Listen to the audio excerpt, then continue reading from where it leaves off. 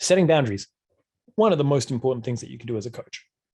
Setting boundaries with the easiest way to set boundaries, right? Without feeling guilty is do it early.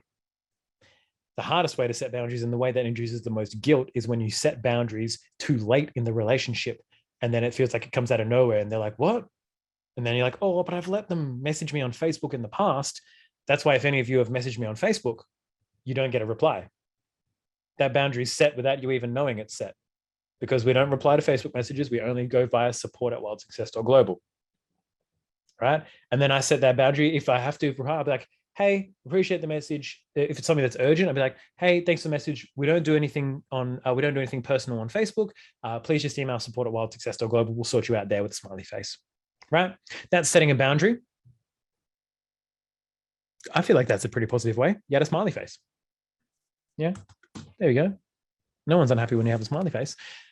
But it's important to remember that you're a person too. Right. So when you're setting boundaries, it's not about limiting the other person. It's about protecting yourself. A lot of people set boundaries. They're, oh, but then they have to do this and they have to do that. But think about all the things that you're putting yourself through by not living up to your boundaries, by not enforcing your boundaries that are important, because the more you let that happen, the harder it becomes to rein it in. And then you end up giving away too much. So I would first ask yourself why you feel guilty for a basic human or a basic right as a human being to set your boundaries, and then say, cool, if you cross them, that's okay, but you have to enforce it, and you got to give yourself that permission to do that. So first asking yourself why you would feel guilty doing that. And then when you do set the boundaries, again, setting them really early, right? Setting them really early in the relationship. Hey, these are just so you know, don't talk about what they don't get, talk about what they do get, right? It's like, hey, I'll be available for email support, right? And I'll reply during business hours between 8 and 5 Monday to Friday. That's when I'll be replying.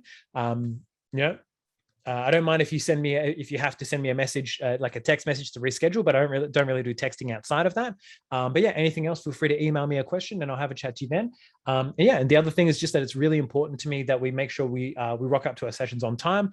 If you have to reschedule late, then if you have to reschedule for an emergency, I understand. But if it happens, consistently and and there's no real reason for it, then I charge a cancellation fee. Is that all cool?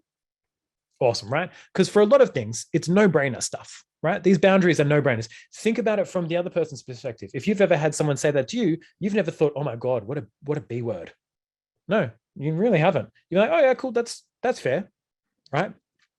At the end of the day, that's the response you're for. Yeah, that's fair. Cool, awesome. Let's get into it, right?